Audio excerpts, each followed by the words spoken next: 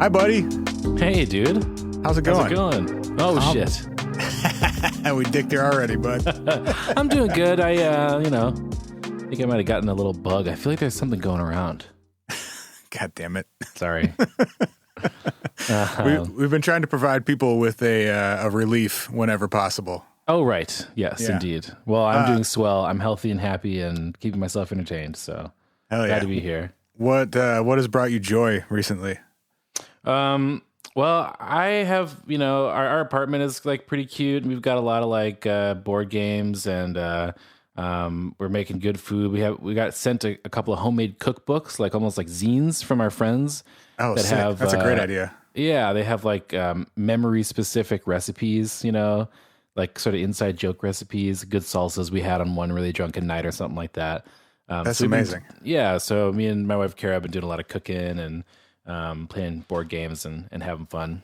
I'm just generally trying to avoid the like Stygian void of like despair. So, and I'm So far, so good. Yeah, I think I've done that most of my life. So, I have a lot to keep me entertained. So, Yeah, I feel like we as the either current or formerly self-employed musicians were like uniquely prepared for this shit. yes, indeed. Of spending like way too much time inside our own heads, inside our own houses. Right. Yeah. And there's perpetually almost being broke or Right. being broke.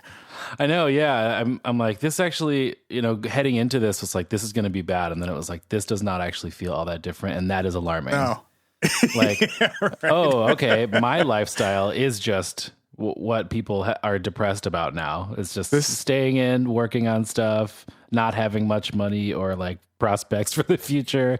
Yeah, Like, this is cool. actually suspiciously familiar. Par for the course. Yeah. Right. Shit. Yeah. This is And Eric you, Mayson, by how's- the way. Oh yeah. Hello. I've I returned. didn't introduce to you at all. Sorry. This is me, Eric Mayson. How have you been, Mr. Katz? It's okay. Again, like it's not that different for me so far Right. in terms of like all the same, like work wise, literally nothing has changed. Right. I had to cancel a couple shows, but whatever. I don't really like playing shows that much to begin with. Shows suck, dude. Oh, Yeah, man. dude. And it's like over the years, I've learned that it's just not a reliable source of income anyway. And so I've kind of built my life around not relying on that. So it was almost, there was like a certain sense of relief of like, oh, I don't have to go anywhere Right. or like be stressed out about trying to get people to come to a thing and Right. not knowing how much money I'm going to make. I just know I'm going to make zero and I'm going to stay home. That's fine. Right. Well, and Yeah. I feel like we just made music on Instagram Live the other day. Yeah, right. And it's been a long time since we've done that. So, Yeah, exactly. I mean, if anything, it takes a global pandemic to get us back in touch, and that's a positive thing. That has been like the nicest outcome of this so far for me is like all my friends are doing a better job of keeping in touch with each other. Yeah. Yeah. Hey, You thanks, Miss Rona. Bringing us all together.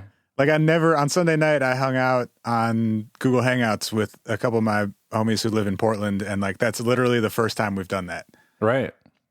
And it was Yeah. great. It's always like, you get a little bit more in touch with the sort of the realness of your reality, and it makes you sort of, reevaluate what's really important. And, a lot of times you can put your ambitions before your connections, and it's good to sort of like, reevaluate what's really important. So, yeah, Absolutely. I've been calling people out of the blue like, hey, remember that zombie plan we made in high school?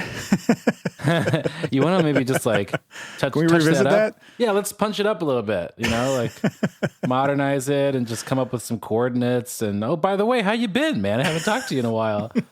Like leading with the zombie plan as a way to kind of like sneakily just actually have like real friendships again. Yeah, absolutely. Oh yeah. You want to talk about some wild shit that I didn't realize was going to be nearly as wild when I pitched it to you last night? Yes. I mean, I have just sort of cracked this can open and probably am completely unaware of how wild it actually gets. So yeah, let's dive in. Great. So it's known as the Mayday Mystery, or mysteries, plural. And it was discovered in the mid-90s at the University of Arizona. And this kid, well, at the time, freshman in college, found or saw in their like daily student newspaper at the University of Arizona, the Daily Wildcat, this, I guess like it looked like an ad or maybe, I don't know. It was just this insert in the newspaper as a full page. And it had like clues and keywords and weird dates and a bunch of coded looking shit on it and images and names of like really old theologians. Right. And he didn't think a ton of it. This guy, Brian Hance, was the one that first sort of like started digging. He's the one that found it. I see. Well, he was the one who like first dug into the mystery of it. Right. And he was the one that popularized it on the internet. Okay. So he saw one in 95 as a freshman at the University of Arizona. And then the following May 1st, these are usually published on or around May 1st, hence Mayday Mystery. Right. So May of 1996, he saw it again. And then May of 97, he saw a third one. And they're all sort of similar. I'll pull up. I'll post a link to like all of these scans of all of these are available on the internet. And they are really, man, just a rabbit hole.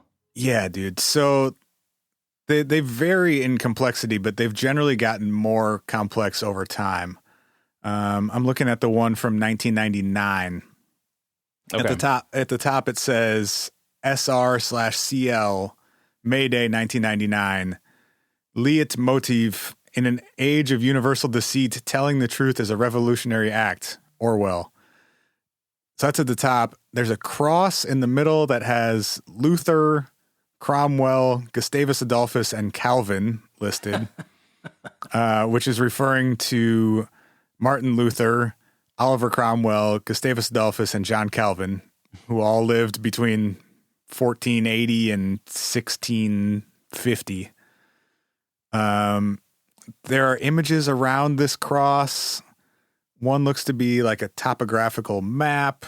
There's an admit one ticket with a Bible quote next to it. This whole thing kind of looks like a 20-year-old like basement punk poster. Yeah, like, there's a very like DIY vibe. zine vibe to it. Right. There's a like quote. These are the names of the bands like Cromwell and Heisenberg's War. Yeah, right. This is all layered over some like what's the graph paper called that's like circular? You know what I'm talking about? It's like yeah, I know what you mean. I don't remember the name for that. It almost looks like a wind. It looks like a flight computer almost. Oh, sure. Like a star chart. Yeah. Or like a radar plot, I guess. Right. There's a bunch of just equations and shit around the outside. There are some coordinates. There's some writing in Hebrew. There's some other map that looks like maybe it's like trails or that's or like a weather, like a forecast map almost. Yeah. There's another quote from Niels Bohr that says, "We all agree that the theory is crazy. What divides us is whether it is crazy enough to be correct." Hell yeah. There are 6 bars of music written out at the bottom. We've got a little melody in D major. Uh-huh. And then there's like a huge block of text talking about a summer tour and the application of 0.714827007. It's just like, it honestly reads as almost nonsense to me. Like, wow. Generate the summer tour by the application of 0.714827007 to ADW May 1st, 94. Set the focal aperture as per the metric of Raglan Road. Significantly, this may be the last year that room reservations must have their polynomial roots derived consult planko. I love this song. As field test. Yeah, are these lyrics? These are the maybe? lyrics to these bars that are written out here. You got to fit this all into 6 bars. Generate the summer tour by application of 71.4189. And it doesn't fit rhythmically at all. Right. You've got like tied quarter notes and 7 billion syllables. And then in the bottom right corner, there's a little drawing of a guy's face. He's got big ears and 7 hairs on top of his head. the smiley guy. Yeah, a little smiley dude. So Brian sees this in 97, and now it's the third time that he's seen one of these on or around Mayday. And he's now working at the Daily Wildcat as their like web designer guy. So he realizes that he has access. Oh, I didn't know he worked there. Interesting. Yeah. Okay. So part of the reason he originally dug into it was because after seeing this third one, he was working there and had access to all their web archives. So he went back, their archives went back to 1981, and going back the previous 16 years, he found one of these published every May 1st in the Daily Wildcat. Right. So we know that they started no later than 1981, but they could have been going on a lot longer. We just don't have those papers archived prior to 1981. Right. So he tries to figure out what these mean, who's behind them, if there is like some actual mystery to be solved. The very first one in 1981 was pretty simple. Yeah, it's worth noting that they get noticeably more complex as time goes on. Not necessarily linearly though. Like some of them, some of the later ones actually get simpler again. Okay, like maybe once Brian kind of starts like looking into them publicly. I don't know, but the very first one in 1981, it just says at the top SR/CL Richmond, and then there are some Chinese characters that translate roughly to "Long live Chairman Mao." Yeah, and then it says Mayday 1981. That's the whole thing. Right there was to the point. Yeah, whatever that point may be. Might be worth knowing that Mayday is also International Workers' Day. Yeah. So there's some like weird communist ties right off the bat. Yeah. Yeah, that's actually where I kind of started looking into it. That's, I mean, I don't know if we want to like dive really deep into any of these stuff. I mean, there's so much you could dive into that's almost like distracting. Yeah. But I mean, that's part of the reason I had no concept of the scope of this. Was like I looked at that first one, I thought about Mayday, and then, Mayday, like the original event of Mayday, which was the huge demonstration of workers in the Haymarket Square in Chicago, was in 1886. And I was like, oh, I wonder what the like 100-year anniversary Mayday Mystery publishing was. So I looked up the 1986 Mayday posting in the Wildcat, and I spent like 2 hours just like frantically Googling every little piece of this thing, and it is like, wow, like what a wealth of info. Like you could spend days on each one of these. Yeah, and probably get nowhere. Yeah, right. I feel like I have no clear idea of what this person is trying to communicate. And that's just, looking through like 3/4 of one of these posts. I mean, it's just astounding how dense it is. Did you have any insight or thoughts about the like musical, I guess, references throughout these? Yeah, so that's interesting. I mean, some of it seems to be like hymnal stuff. Like there's a lot of like kind of Calvinist undertones to some of the what are we calling these posts? Ads, I guess. We'll get to it later. The people who claim to be responsible for these call them transmissions. Nice, hell yeah. Or there was another word. But yeah, transmissions, and they actually apparently get offended if you call them ads. Okay, got it. Well, I will endeavor not to do so because I'm sure that they are listening. Well, but yeah, so there's definitely like a religious music undertone to a lot of these, and there's some reference to Russian music, and there's a lot of literary references to religious and Russian literature, and specifically related to like the Russian Revolution, and the Protestant Reformation is mentioned a lot.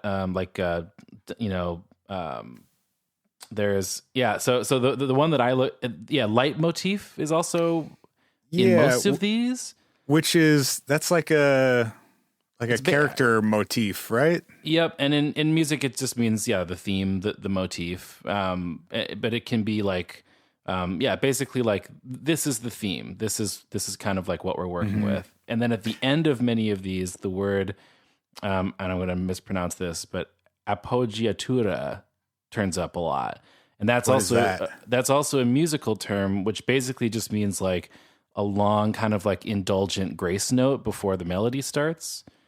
Okay. So it's almost like you start with the theme, the motif, and it kind of ends with a little like flourish, like an indulgent flourish or something. Because I'm looking at one from '02. Okay. And at the top, it's got the leitmotif thing again, and it's a Bible quote. And then right below it says Phrygian mode. Oh, yeah, there you go. In Riemann's zeta function, the zeros are intimately connected to variations in the distribution of prime numbers. And that's in quotes, but it's not attributed to anyone. Right. Oh, it's awesome. So there are some, in addition to like the musical references or undertones or whatever you want to call it, there are like some recurring consistent elements in almost all of these, which are the four historical figures: Martin Luther, Oliver Cromwell, Gustavus Adolphus, and John Calvin, who two of whom at least were very involved in the Reformation. And then the SR/CL, whatever that stands for, is in almost all of these. The leitmotif thing is in almost all of them, and the smiley guy is, I think, in every single one of them. Right. Although the number of hairs on his head varies. Yes, and that has become a focal point of much consternation in this community of people looking into this. So aside from those few consistencies, they're pretty all over the place. There's there's a theme of like navigation.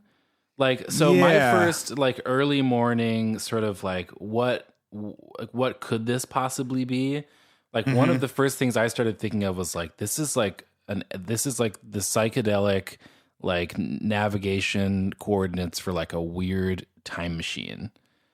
Like there's like the one that I looked up, the 100 years since Mayday thing. So this one that would have been 96. Is 86. So this is okay. Yep. So SRCL Mayday 1986, right? Let me pull that one up real quick. Okay. Yeah. And this one is wild. I just happened to choose this one. If you want to follow along with this, there's a website. It's maydaymystery.org/Mayday. And this is actually the website that Brian Hance maintained and still updates occasionally.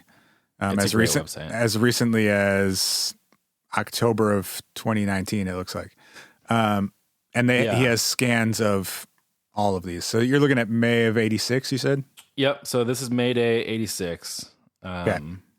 And so we get on the left-hand side of this one, the same Chinese characters, the long-lived Chairman Mao. And then, leitmotif is aprilamente aquel chio tal pal eso a firmalov, and that's Latin, and I do not speak Latin, so apologies if you do and you're upset now.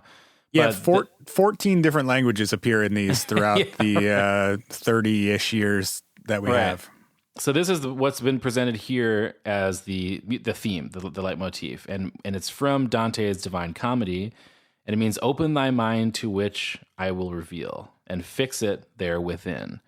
So you basically check this shit out, right? And the first thing, it says number 1 in bold, Mr. Kurtz is not dead. So there's already, right out of the gate, we have a reference to a very popular character in, this is from Joseph Conrad's Heart of Darkness, also appears in T.S. Eliot poems and Apocalypse Now, which is very popular, I guess, during the time when a lot of the themes from these transmissions kind of revolve around. But it says he's not dead. He's aboard the Aurora and will land when the Neva bridges have been secured. So this is like a reference to the Russian Revolution. The Aurora was a ship during the Russian Revolution, 1917, whose entire crew revolted and joined the Bolsheviks. And then the Neva bridges were a site of one of the demonstrations right before the Russian Revolution. So there again, we have the communist undertones. But here comes the navigation stuff. Then it says Dead Reckoning, which is a navigational technique. 490 L'Enfant Plaza East Southwest. That's an address in D.C., where at the time is where the U.S. Department of Education was. Then it lists the primary triangulation is Lamastide, 1986. And Lamastide is a harvest festival that like pagans and early Christians did. So there's like a time, I guess. So you went from like a physical address to like a celebration. Then it says secondary triangulation, and here's a date, 6/25/87, 457th anniversary, Confessio Augustana. So that's another date. And if you go back 457 years from 1986 is the time when the Protestant Reformation started. It was Augustine's Confession. Okay. So it goes on and on and on. So you get all these dates that like you're sort of starting to like the picture is maybe starting to become clear. You know, you have an address here next for Owsley Stanley, who was the guy who like was the engineer for the Grateful Dead, but also like made the like first batch of acid. Like he was like one of the original acid maker dudes. You know, so yeah, but then you've got, sorry, and I will stop eventually, but then you've got... No, this is great, dude. This is a perfect example of how much fucking information is packed into these, and also how much it reads as just total nonsense. Right, because I'm not really omitting anything. I mean, I'm just reading it down, you know? You're only like 7 lines down the page. Right, exactly, yeah. And it has the address where Owsley's first LSD laboratory was, 1647 Virginia Street. And then you have, this is my favorite, set chronometers as per, that's another theme, the set something as per, set chronometers as per O Tardium Gaudium Meum, which is, I wrote that down. What does that mean? That means, oh my delayed joy, which later yeah, I know.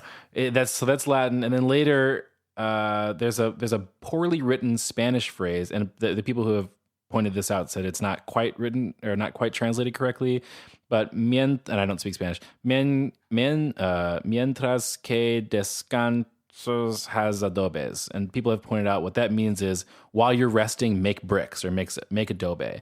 So there's all these people that are like, oh, this is like it's a revolutionary undertone. You've got the Russian Revolution and the Chairman Mao stuff and the Mayday stuff. But then you've got like these cultural revolutionaries like Owsley Stanley pointed out. And then you've got the, while you're resting, make bricks. You know, there's this sort of like, hey, the revolution's not happening now, but like stay committed to the cause and like watch for the signal. You know? So there's this like feeling that I get that's like, there's a general background of like, hey, there's a revolution coming and like, you just got to be ready for it. But then there's all these addresses and times and stuff that's like, well, maybe we're supposed to go back and do it like at a previous time, or like, you know, like we're supposed to watch for it in the future. But then you get to the end of it and you're like, well, actually, maybe it's just complete nonsense and I'm just connecting all these dots, you know? There do appear to be a lot of references to previous transmissions. Sure. Like you can't necessarily read these out of context with each other. Right.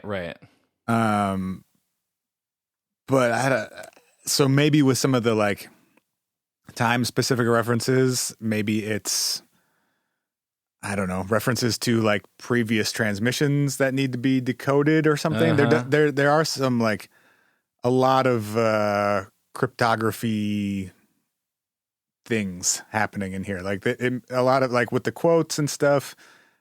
It seems like maybe they're not meant to be read at face value, but they are to be pieced together to decipher something else. Right. Yeah, and there was I'm kind of fuzzy on the details, but wasn't there some sort of like, okay, so on this website, on the MaydayMystery.org, when you click on these texts and you scroll down, there's like a message board, and the message board is that these aren't weighted. The comments aren't weighted at all. There's no voting. There's no upvoting. There's no likes. So nobody knows like how reliable any of these are or what. But there's some sort of veiled reference that I read to someone who might be in touch with the creator of these chiming in on these message boards. Dude, there's a lot of that. And they said, I bet basically what you just said is like, you're taking it too literally. Like you got to take it, like zoom out a little bit. Yeah. So before we go there, cause it goes fully off the rails once we get into that stuff. Yeah. There's an article from the Northwest Explorer that I don't know what that was. Okay. Because I can only find an archived version of it on the Wayback Machine. Yeah. But there's an interview that Nate Searing did with Brian Hantz. I think it must have been like early 2000s. Okay. Or maybe right around 2000. And he kind of gets into what he thinks is happening. Okay. Or at least some of the like themes and similarities that he's found after going through however many transmissions there have been, 50 plus at this point, or at the point of this interview. So he says they appear to be, in addition to whatever they are on the surface, they appear to be soliciting new members into something. And he says that they seem to act as communication for a group of people, he says dissident intellectuals, forecasting an upcoming event of dramatic social consequence. Yeah. He also points out that someone is spending a ton of time and money on this. Right, because it's expensive to place ads like this. At the time, well, during the time that these have been running, and they usually take out a full page ad, the price of a full page ad in this paper has ranged from between about $1,000 and $1,500. Wow. And they've put out, I don't know, close to 100 of them now. Right. And because it's not just Mayday, right? They come out, sometimes there's a few of them a year. They release patches and updates occasionally. Yeah. Right. So whoever this is putting a ton of time and effort into creating this stuff, but they're also dropping, I mean, like minimum $50,000 on this over the course of it. Right. He said, at first I believed it was an individual with both a lot of time, with a lot of both, meaning money and time to spare. Then my theory moved to a group of friends playing a game with one another. Now I've run out of theories, but I wouldn't be surprised if there was something more subversive going on. He says that they'd seem to discuss meeting dates, both past and future, for some sort of secret society, detailing instructions on how to gain access to the meetings and topics of discussion. Oh. So, there are definitely like physical and temporal places being named and listed. Significant sort of confluences of either events or places. But some are in the future and some are going back as many as 500 years. Right. And you're supposed to, quote, triangulate them. Right. And some of them appear to be like, it's odd that you get sometimes very plainly stated addresses and dates. Yeah. And then other times you get like literally like in the one we were looking at, like a string of binary that translate into like a coordinate system or something. Yeah, we only got halfway through that one, and it's one of the shorter ones, honestly. Right. But there's point number 7 in that May of 86 one. Which is titled Periods of Terrible Sanity. Yeah, and then it says in parentheses 0,1:101,001,111 It's just a line of binary. Right. Yep. And then number 9 is 475 Riverside 10115. Right. Like that's an address and a zip code. Right. Yeah. And then if you go down, the person that one of the commenter, and again, it's hard to know how reliable any of this analysis is, but one of the commenters has translated the binary into a location. And it's like somewhere in Fairfax, Virginia. Sure. Yeah.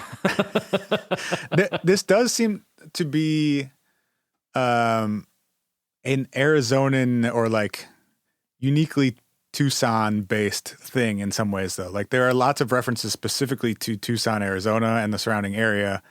And until Brian put this stuff on the internet in the late 90s, it was only ever run in this one student newspaper.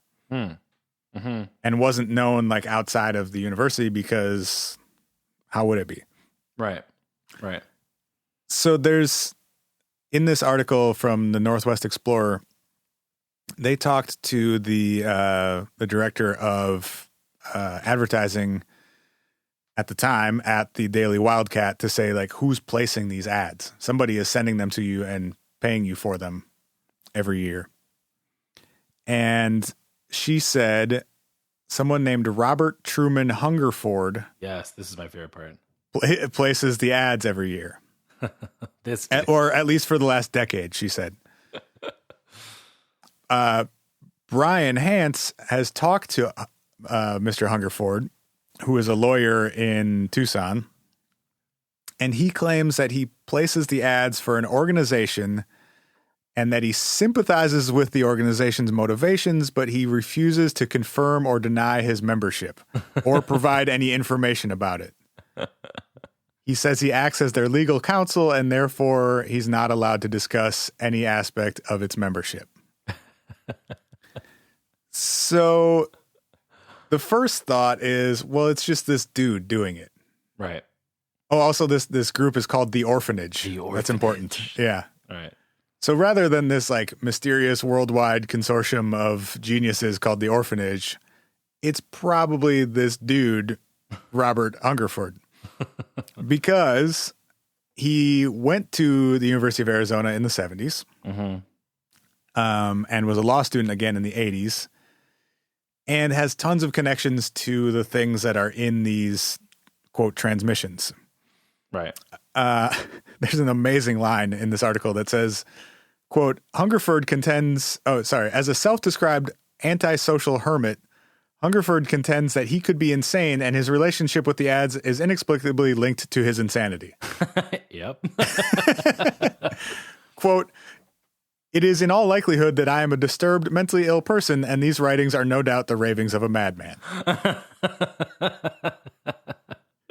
So, oh, that's great. He is strongly implying that he is writing these things when he says, I am insane, and these are likely the writings of an insane person. Right.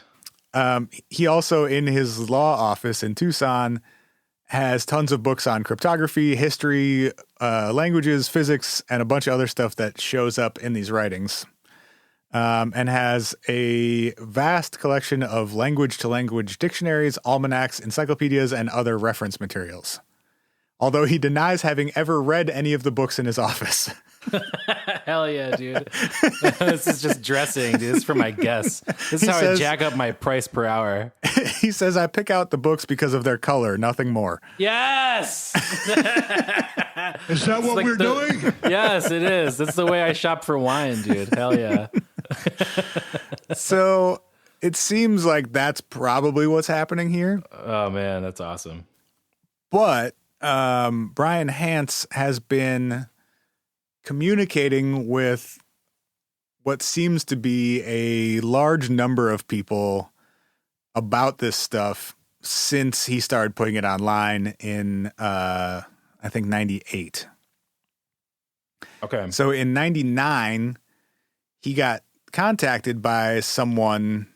He got an email from someone claiming to be part of the orphanage. Uh-huh. And this email said that these transmissions were not part of a game and that the, quote, coded messages were leading to a culminating event in which the political, social, and cultural revolution discussed in the texts will play out. Oh, that one. Oh, that one event discussed in the text that's very clearly and thoughtfully laid out. Right. So as of the writing of this article, which I think was 2000, he had received more than 100 emails couriered messages and packages from people around or post dated around the country from people claiming to be involved in the orphanage. And he's received voicemails as well. Wow. One of which I have an MP3 of if you want to listen to it. Oh, yes, please. Oh, my God, okay. yes. Let me see if I can find it in my notes. But while you're looking for it, I also have a quote from this dude that is my favorite quote. When confronted about whether or not he's the sole originator of these ads, he has a quote. He says, "It is entirely possible that all of this is the work of one person, disturbed or otherwise. It could be for amusement, could be for mental illness, could be anything," he says. But on the other hand, that wouldn't be a bad cover if one needed a cover. Which is awesome. Yeah, that's so Colonel Kurtz. That's so like you're all the way up the river. Before we get into this this MP3 of this voicemail, I gotta take a quick break to read an ad. Okay. This week's episode is sponsored by BetterHelp.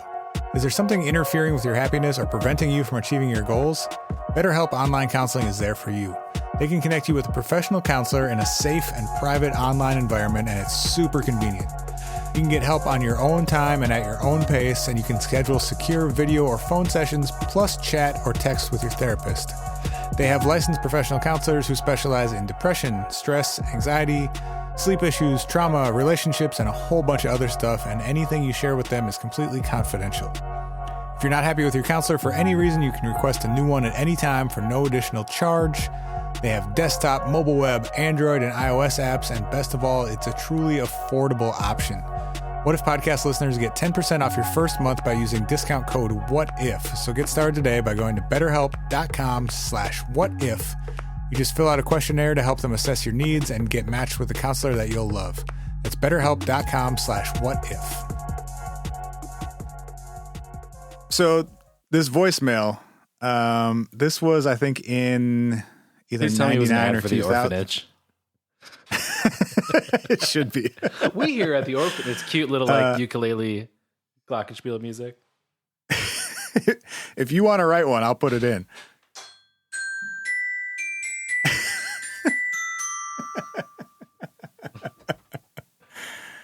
And we're back from those messages from the orphanage. So he gets this MP3 or a voicemail that I have an MP3 of. And it goes like this. This first portion will be in English, as that is in the lingua franca of our disturbed time. Your efforts continue to be appreciated, especially since you have persevered over a period of years. What? We are always amused by the lack of Right. endurance which your countrymen display in all things. You are among the very few exceptions, as you have the capacity to, as they say in English, hold out. We admire that very much. You recently received an indication that your efforts have been discussed in 40 times. As you have no doubt decided That's a already, message board. the discussions are largely childish, but they do touch on one important point, the alteration of reality. In that one respect, two of, or perhaps three of them are, as your countrymen say, in the ballpark. In They the what? do not know what the game is ballpark. being played, Ah. much less a score, but they are in the ballpark. You're getting close. Bud. Enclosed, you will find a picture of an older map. The point is not the location or even the time period, but that it is a snapshot which recorded what is thought to be reality at a given moment. Okay. That's it? No, there's a minute and a half more, but Okay. Wow. I needed to pause for a second. So two things jumped out at me. She's talking about he's on the right track in that their goal is to alter reality. Yeah, wow. Did she say What the the undulation of reality? Yeah, I think she said alteration. Alteration. Okay, gotcha. Yeah. Wow. So he's right that their goal is the alteration of reality. Also, Wow. it sounds like she's reading a script because she like pauses and restarts a couple sentences. Right. Yeah, it doesn't sound like it's off the top. No. But it's interesting that it is so coherent. I mean, so much of the other messaging, you Right? know, from the transmissions are so esoteric. And I mean, So- this would, I guess, be esoteric to most people listening to it, but you know, it's much more coherent than the transmissions are. Right. It's much more straightforward. And like, yeah, you can actually follow sentences to their conclusion. Which for somebody who's spent a lot of time trying to decipher this, I'm sure would be incredibly intriguing and exciting to have So something so plain spoken, you know. Right. So he starts getting emails, phone calls, physical mailings from a whole bunch of people. Some of them are like more straightforward like that. Some of the mailings are like one of the first ones he got, it was a gold coin from somewhere in the Middle East from a long time ago, and a note card with some Hebrew writing on it. And that was it. There seemed to be multiple people contacting him. There's one person specifically that he being Brian, has dubbed the pimp. Nice. And this person writes in a very, a very odd way. So he sends an email and the subject line is, "You, bud." And then it says, "Yo, dude, I was nestled down in my dumpster, cutting Z's and dreaming of death camps with that greasy smoke coming out of the chimneys. And God. And the opposition floating away in the breeze felt so good. Then I hears this banging again, the side of my home, clang, clang, clang. Somebody's pounding and the dumpster with some kind of metal club. Don't pay no... I'm reading these as he like types out this accent that he's going for. Right. Don't pay no mind as I knows it be Valentine's Day and we don't care nothing about that heathen shit. If I ain't from the orphanage, let 'em fuck a duck. Wow. Then I gets hit with the electric shock. What hung my bladder out my left ear, and so buries up the top, yelling all the while, "Coming, coming, coming!" Didn't know it was official. Outside is this mean dude that handled the local electric, questioning and had I don't know what that word is. And them what side? Like he's had that club himself, fun to watch him shitheads metal side of the dumpster. And he's gotten like 100 emails from this dude, all written sort of in that style. Some more directly than others, referencing the orphanage and some of the other transmissions. Some just talking about the wild shit he was just talking about. Right. Like almost as far out as the transmissions themselves. Right, but on the total other end of the spectrum. Yeah, yes, right. Like if the transmissions are this dude on acid, then that is, I don't know, Molly or whatever. Yeah. Then, so there's that dude. There's sometimes people just email him like basically a heads up that there's going to be a transmission soon. He's got a bunch from what he calls the freaks. Huh. Yeah, he didn't do a great job of naming these people. So this is one from someone named Richard Baxter. It says, "Mr. Hance, welcome to the Hotel California, or what passes for it at the subplenary level. We may actually be in convocation relatively near to where this appears to originate. Likewise as to the snail mail directed at your current address yesterday. Much afoot here, and the proverbial hard choices are at hand. Not quite snod of Whitby, bad choice, but are very close to the Manhattan Project, good choice. Leslie Groves and his antecedents, who are also securely in the saints' everlasting rest, sends his regards, as do we all." It's so close to being like cognizant. It's so much. It's just white noise. Dude. General Groves will necessarily bear the brunt of the organizational effort which implements the decisions made tonight and tomorrow. Even if you are not particularly given to prayer, say one for General Groves, as the logistics are daunting. All of us continue to enjoy and indeed delight in your career as a rising young man. That's so sweet. So career weird. As a rising young man. Yes, professionally. He got an email from no one, apparently, that said, "Hi, would you be so kind as to provide the orphanage with the attached image? It will be understood. More to follow. Thanks." And then there's an image with some, it looks like maybe a light or like a lantern of some kind, and then some Chinese characters under it. Wow. And there are hundreds and hundreds of these. He's numbered them up through 230. No, that was, 300 emails, a bunch of things mailed to him, including one get well card. That was really sweet with a $20 bill in it. That would have freaked me out. Yeah, it was so it's in like weird, obscured handwriting. It looks like someone was writing with their wrong hand. And then inside there's a card. It's Charlie Brown holding a baseball bat. And it says, "Thought for the day, just when you get it all figured out." And then on the inside it says, "Somebody changes the rules." And there's a football being thrown at him and he has a baseball bat. And then it says, "From your friends, no D, get well." And there was a $20 bill in it. Wow. Mm-hmm. That is bizarre. Yeah, whoever is doing this sends him money pretty frequently. Right. I was reading about that he gets funds specifically related to the upkeep of the domain for the website.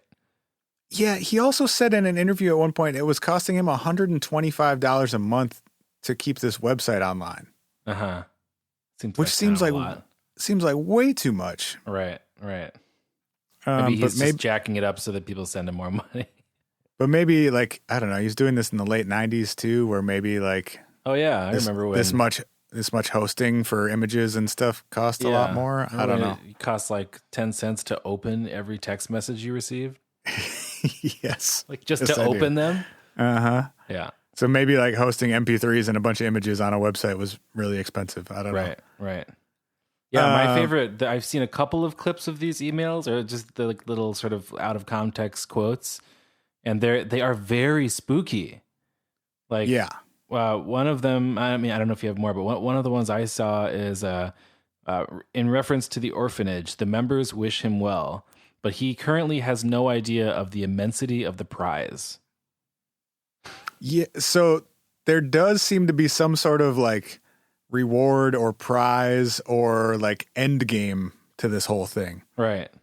And there are references to a safe deposit box in a bank in downtown Tucson. Okay. So many of these links are dead, unfortunately, on this website. That was another thing I was experiencing, which adds to the allure of the mystery. Yeah. It's like it's a very like old world internet experience. If you're listening and you get a chance to dig through it, it's definitely a trip. In one, I don't remember which one it was, and that link that I had is not working. But in one of the transmissions, there is the address of a bank and a specific safe deposit box number within that bank. Wow, but that's wild. It doesn't say what's in it, and obviously you can't access a safe deposit box that isn't yours. Right, and inside is some sort of a key to the alteration of reality, dude. Yeah, right? Yeah. That's my other favorite quote here is, "The day you can see the door, you will be welcomed inside." Okay. From another one of his emails. Yeah. So another thing that comes out, and we heard it in that voicemail first, but it comes out in a lot of these emails and mailings and stuff. They're very appreciative of Brian doing all this. Right. And like you said a second ago, like sending him money but it's like weird currency or like gold coins or Right. who knows. But they seem very appreciative of him spreading the word about this whole thing. Mm-hmm. But if you wanted to spread the word, why would you pick one college newspaper once a year? Maybe that's the only portal that your like time machine has access to. It's just like the ability to place ads in one student newspaper. It's like some cruel cosmic limitation. But they have access to lawyer guy. Couldn't That's they just right. have him do other things? Yo, he's like he's the medium who also has access to this portal, but he's too eccentric to really like translate the message clearly. Yeah. This is all part of the cruel cosmic joke that the originator of the message has played on them. They have entirely unreliable tools to communicate their message with. Right. Well, and yeah, I was going to say with the tough thing with all the like mailings and emails and phone calls and stuff is we don't know if those are actually the same people or are in any way connected to whoever's doing the transmissions in the newspaper. Right. Well, and that's the sense that I get too from, I mean, I spent a lot of time reading these comments underneath the transmissions listed on the page, and there does seem to be some of these people you can tell are, you know, hobbyists or whatever, people that came on and are like, oh, that's interesting. Yo, I know a little bit about this, or hey, I speak Spanish. Here's what this means. But some of them are clearly involved. And some of them also, like, there's a guy, or I don't know, a person whose username is near a terminal or near the terminal. Yeah. Near a terminal. Yeah. And they are posting on almost every single one. And their voice, like their like writing voice is very similar to other strangely named commenters on this site, which just makes me wonder, and they're giving like clues as to how to read it sometimes, right? Right. And like telling other people that they're wrong. Yeah. Like almost as if they have some sort of authority that they can speak with. Like, no, I mean, I know it seems like that, but no, this isn't what that actually means. What they're referring to is actually this piece of literature or whatever. Like they're speaking from experience. Our lawyer guy just has a shitload of alts. Right, exactly. Yeah. Well, and that's the weird thing. It's like, okay, so how many of these are actually people that are like, did Mike, what's his name? Or Brian Hance, did he get himself into this situation where he thinks there's this big community of people helping him to solve this mystery, but really it is just all this one dude? Like he's just spending a whole lot of time on the internet with Robert Hungerford. Right. He's like, wow, man, for years I've been trying to get someone's attention with these things. It's just like some really far out art project. And then like finally someone pays attention to it. So now this is my, this is my existence as I just like play into this dude's, frustration trying to solve this mystery. It's his website though, so he should, in theory, have access to. He should be able to see the IP of people who are posting, probably, right? Right, but I mean, yeah. I guess if this guy has the ability to send coins and letters from all over the world, maybe he's like contracted other people to host his server as well or something. I don't know how computers work. Please disregard that if it makes no sense.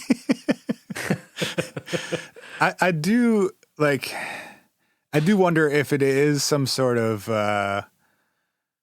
actual organization and not just one person. Mm-hmm. It does seem like maybe there's some recruiting element to it. Like, did you ever go down the cicada, what was it, 3301 or 3101? It's this internet, the cicada 3301, yeah.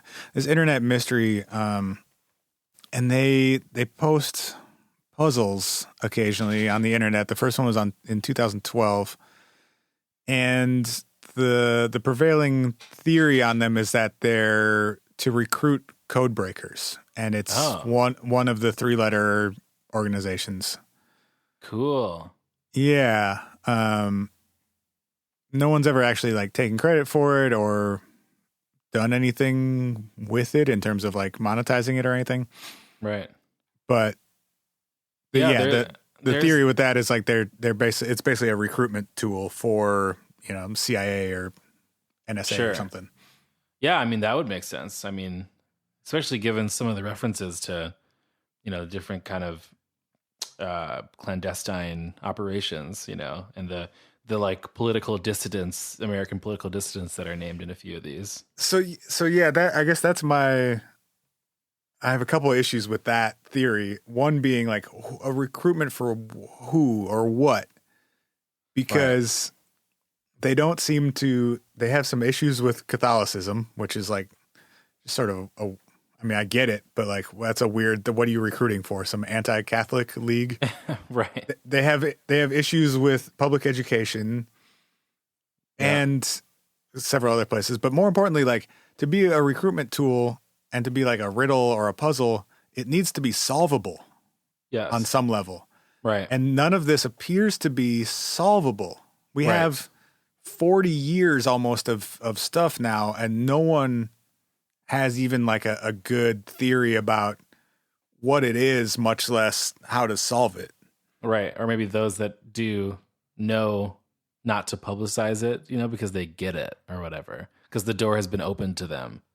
I also don't know how any one person could solve it. Like, who knows 14 languages? Yeah, who can triangulate all of this stuff? It's the lawyer dude. He's like a member of like Mensa and like historical societies and stuff. It seems like it would be a person like that, who would have the ability.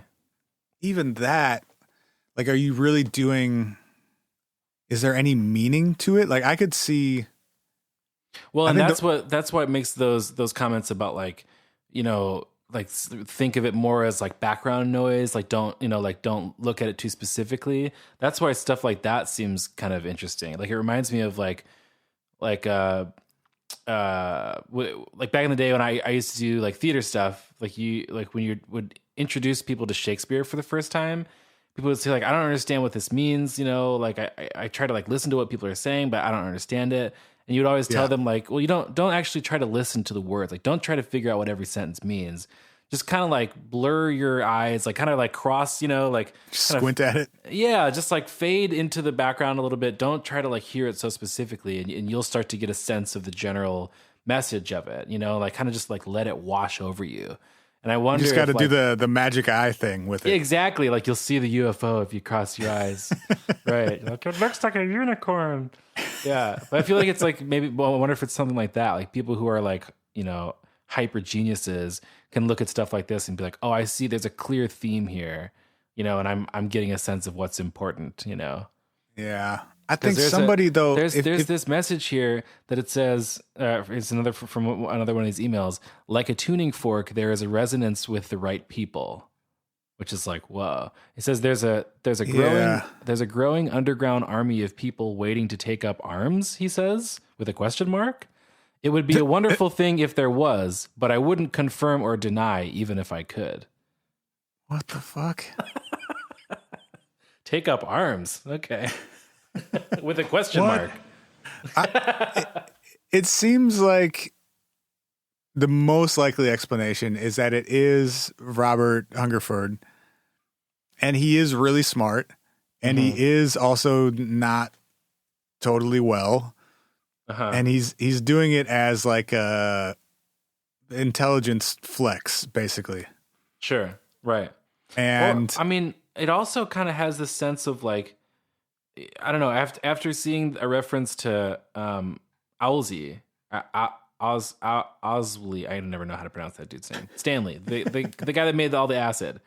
Yeah. It made me think about like, oh yeah, this does kind of have the vibe of like somebody like painted their windows black, dropped acid, and just like wrote about all the stuff that they know, just like kind of like pulling in like tons of different references, but like riffing on one theme sort of, They skimmed like 300 books and synthesized it through several tabs of acid. Yeah, exactly. It's like if you've ever listened to like a drug-laden mind just like rant about something that they think is like a clear, theme, but they're like pulling in all these references from poetry and history, and it definitely has that vibe of like a psychedelic genius, who's just trying to communicate something but has lost the ability to do so clearly. Well, and especially when you stretch that out over the course of 40 years. Right. And you analyze it as a sober person. And then like, even if you were totally coherent and you were actually getting at something eventually, it would be really hard to stitch that arc together over 4 decades. Right. But You know? I love the idea of like, this is their very esoteric, specific instructions about like a way to tune your psychedelic time machine. You know, like, and you'll get it when you get it, man. You just got to invent the time machine and plug in the dates and stuff, man. And then like it'll all become clear. Like, I love that. But then what you said too about the like, it's actually like a code breaking test for like CIA recruitment. That's also really intriguing. Mostly it just feels like I'm watching the later seasons of Lost. Yeah, like, I know this isn't going anywhere coherent, but damn, I've spent so much time, I just have to keep watching it. Right, and it's just going to keep unraveling more and more the longer it goes. Until this dude dies, right. And those fucking numbers weren't actually ever going to mean anything. Right. I wonder... And none of these threads will be tied off. Right. Yeah, I wonder what the students who are running this newspaper feel about this. Do you know what I mean? Like if you came in as a freshman and you're like, hey, I'm going to J school, I'm going to like run this newspaper, and someone's like, hey, by the way, there's this thing that we have to tell you about. Like, well, what is it? Like, well, I mean, somebody just buys an ad a couple times a year. Like, it's no worse than the shit that's used to be on the back of the city pages every week, you know? Right. Except it's got this long history, and you're like, wait, what is it? Like, well, we don't really know. It's like, well, where's it come from? Well, we don't really know. Well, what does it mean? No, we don't really know. Like, I feel like in this thing I read, there was even there was a quote from the person the advertising director, who says the newspaper has a strict policy of we don't know and we don't care, which is like, okay. I mean, that's probably how you have to function as somebody who relies on advertising too, right? Yeah, like, that's true. Yes. If it's not hurting anyone, why wouldn't you run it? Why wouldn't you take their money? It's $1,500 for a student newspaper. Right. It seems like most likely this is this dude's way of like having fun and fucking around and making people think he's super smart and weird, right, while also giving like $50,000 back to his alma mater. Right. Yes, that's true. Yeah, that's a good way of thinking of it. And he's keeping a bunch of people on the internet entertained in the meantime. Right. It is very entertaining. I'm like glad that you introduced this to me on a time when I have a perpetual spring break to spend reading these, because oh boy, there's a lot to dig through. Yeah, we could do much more time on this just reading through all of the shit, because we touched maybe 1% of the communication from all these people that claim to be involved. I mean, it's like somebody took Wikipedia and just shook it up. Yeah, if this were happening now, I would almost think that this were like AI generated. Yeah, it does kind of seem like that. Except that it started in the 80s or maybe earlier. Who knows? That's the other thing. This newspaper has existed since like 1899. Right. So there are some people, and we have no way of knowing if this went back prior to 81. We just have archives back to 81. So like this could be a thing that's been going for 100 years. Right. We don't know. Wait, did you see the thing about I'm sorry, this is kind of going back, but just like dropping in random interesting things. Did you see the thing about the number of brushstrokes corresponding to the dates of publication? Yeah, so in the first one, right? That was the very first one in 1981. I think so, yeah. Yeah, you're a near a terminal person. Right, yep. Said it was something about like if you count the number of brushstrokes in the Chinese characters, yeah. So that was 24, and there was something with 8 as well, right? Yeah, the SR Richmond dude, I think is that one too. Or I'm not sure. Yeah, Richmond has 8 letters. So Richmond has 8 letters, and the Chinese characters had 24 brushstrokes, and the next transmission was on August 24th. Right. But also, like they're doing that after the fact, right? Yeah, it could be totally arbitrary. Yeah, absolutely. Right. So like that gets into the whole like you could draw so many quote incorrect conclusions from all this stuff too. Right. That might seem like, now that you have so much context, you could make meaning out of a lot of things that maybe don't mean anything. Right. Like the signal to noise ratio is basically 1-to-1 on this shit. Right. And that's maybe a good sound of metaphor for this entire mystery. Although it does have, it's kind of reminiscent to, about the Toynbee tiles? Oh, yeah. It has a very similar vibe to that. That's like, this could all just be like the pet project of like an eccentric, like guy that's got too much money and time on his hands. I mean, the Toynbee tiles ended up being one guy. Wait, was there actually a conclusion to that? I guess I never even really Yeah, there's a documentary a couple of years ago, and the guy making the documentary actually found the dude who was doing them. Oh, really? I gotta watch that. And he had cut out the floor of the front passenger seat of his car. No way. And he would like prepare these things in advance and drive around with them. And he had a way of like laying it face down onto the street and then pulling the back off of it while he was stopped like at a red light or in traffic or something. Sweet. Yeah. That's awesome. He had a Flintstones car. So he tracked it down to like one guy in New Jersey. Wow. Yeah. Cause they appeared like all up and down the East Coast, and he like figured out that it was places where this dude went regularly for work and stuff. And yeah, it's got a very similar vibe. This is like pre-internet, like dark web memes. Yeah. And it's like this combination of like, I just kind of want to fuck with people and put something weird into the world. And also I maybe have like this crazy political social agenda that I want to force onto people. Right. But also maybe people from the future have contacted me and. Yes. Also there are dead people on Jupiter. Yeah.